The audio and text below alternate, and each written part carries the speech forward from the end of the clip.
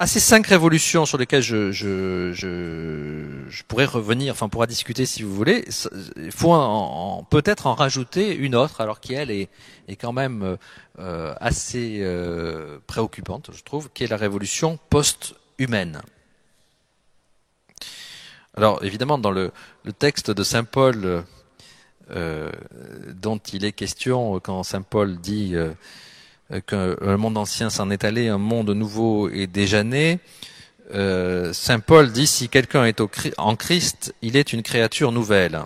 Mais la créature nouvelle dont je vais parler, c'est pas la créature qui est en Christ. Hein. Vous l'avez deviné. La révolution post-humaine.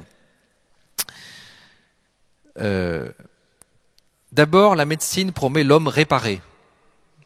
On va réparer un certain nombre d'organes. Puis elle promet l'homme augmenté.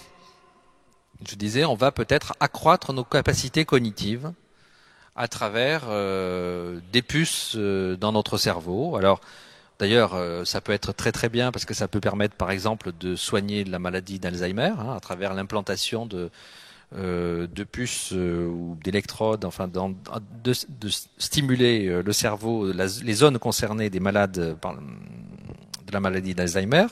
Mais au-delà, ça peut permettre d'augmenter notre capacité à mémoriser et à concevoir. Mais l'étape d'après, c'est l'homme. Après l'homme réparé, l'homme augmenté, c'est l'homme dépassé. Alors évidemment, ça paraît comme de la science-fiction, ce monde qui est devant nous, mais je suis pas sûr que ce soit de la science-fiction. D'abord, il y a des capitaux qui sont investis.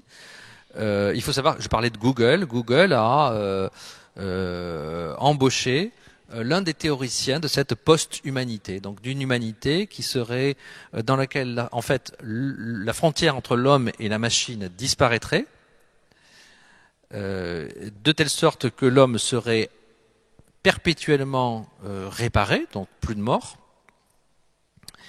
et qu'il serait beaucoup plus capable sur le plan cognitif que ne l'est aujourd'hui.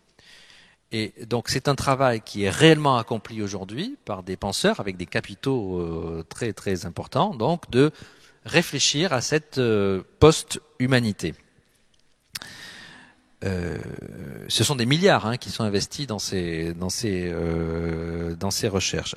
Alors si cette révolution-là se réalise, les révolutions précédentes que je viens d'évoquer, la révolution de l'individu, de l'accélération du temps, les questions de la maîtrise de l'outil, les questions de l'apprentissage, les questions de la globalisation du monde, vous voyez qu'elles sont complètement balayées en fait, parce qu'elles sont déjà submergées par cette question de la révolution post-humaine.